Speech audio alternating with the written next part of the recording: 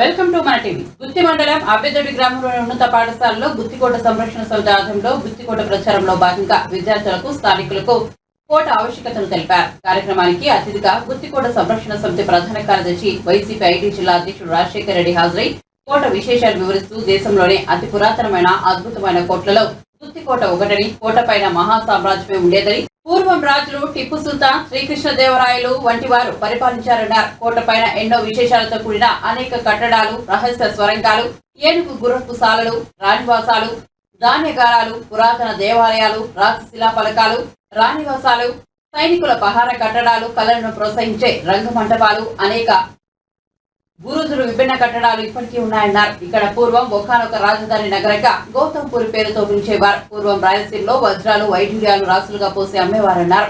ఇప్పటికే గుత్తి దగ్గరలోని జొండగిరిలో బండారు గల నిక్షేపాలు వెలికి తీస్తున్నారన్నారు.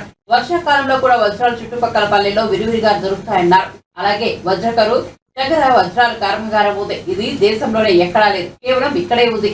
ఇక్కడ వజ్రాల పరిశోధనలు ఇప్పటికీ జరుగుతుంటాయని తెలిపారు. ఇంతటి ఘన చరిత్ర మన రాయలసీమ సొంతమన్నారు. ఈ కార్యక్రమంలో గుత్తికోట సంరక్షణ సమితి ఉపాధ్యక్షుడు కాశీరావు, సలహాదారుడు గురుశంకర్, యువజన కన్వీనర్ కోటేశ్వరరావు, సభ్యులు జ్ఞానేశ్వరరెడ్డి, పాఠశాల ప్రధాన ఉపాధ్యాయుడు సుంకన్న తదితరులు పాల్గొన్నారు. మీకు చేరువ చేయాలనే ఉద్దేశంతో జగన్మోహన్ రెడ్డి గారు మీకు ట్యాబులు కూడా ఇచ్చారు.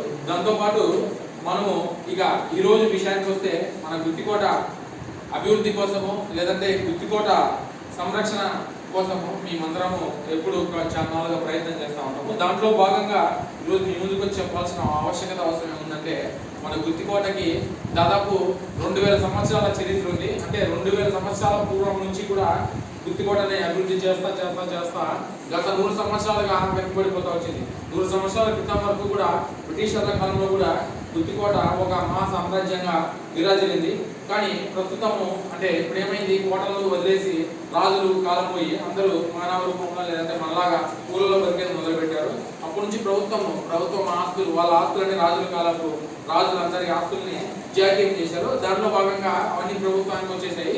అప్పటి నుంచి ఈ కోటలన్నీ శిథిలావస్థకు చేరుకున్నాయి. అంటే అప్పుడంతా ఊరంతా కోట పైన ఉండేది.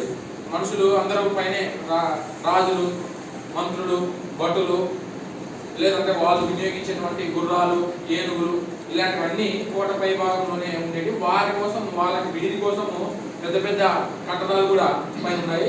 గుర్రాలని ఉండడం కోసం గుర్రపుశాలలు, ఏనుగుల్ని ఉంచడం కోసం ఏనుగుశాలలు, రాణివాసం అంటే రాజులు రాణులు ఉండడం కోసం రాణివాసాలు, భటులు వీళ్ళందరూ ఉండడానికి పెద్ద పెద్ద భవనాలు, వారికి ధాన్యాన్ని నిల్వ చేసుకోవడానికి ధాన్యాగారాలు, గుళ్ళు, 101 బావులు ఉన్నాయి మన కోట మీద. మన రాయలసీమలో వర్షపాతం లేముంటుంది కాబట్టి మన చుట్టుపక్కలంతా చెరువులు, బావులు అన్ని రాజుల కాలం నుంచి భవిస్తూ వచ్చినారు. దాంట్లో భాగంగా మన గుత్తికోట చుట్టుపక్కల 101 బావులు ఉన్నాయి. ఇది ఒక సంచలన విషయంగా చెప్పారు. ఎందుకంటే ఎక్కడే కానీ కింద పక్క బావులు ఉంటాయి, కానీ కోట పై భాగంలో కొండల మీద బావులు అనేది అరుదైన సంఘటన. అటువంటి వింతలు విశేషాలతో మన కోట నెలకొంది. దాంతోపాటు అద్భుతమైనటువంటి శిలా ఫలకాలు లేదంటే చరిత్రకు సంబంధించిన ఆనవాళ్ళు పైన కోట పైన ఎన్నో ఉన్నాయి. దాంట్లో పాటు మనకి ఎన్నో తెలియనటువంటి స్వరంగాలు కూడా పైన ఉన్నాయని ఒక నానుడి ఉంది. అంటే కోట పైన నుంచి రాజులు స్వరంగాల ద్వారా దాదాపు ఒక 5-6 కిలోమీటర్ల ఆవాల చేయేవాళ్ళు. అంటే ఏమైనా ఎమర్జెన్సీ సర్వీస్ వచ్చినప్పుడు లేదంటే వాళ్ళకి విపత్తులు జరిగినప్పుడు, రాజుల మీద దాడులు జరిగినప్పుడు వాళ్ళు స్వరంగాలు తవ్వుకునేటప్పుడు, అంటే కొండ పైన వాళ్ళు దాడుల ద్వారా కొండ కిందికి రావడం, ఇలాంటి స్వరంగాలు కూడా అత్యున్నతమైన రహస్యాలు కూడా మన కోట పైన ఉన్నాయి.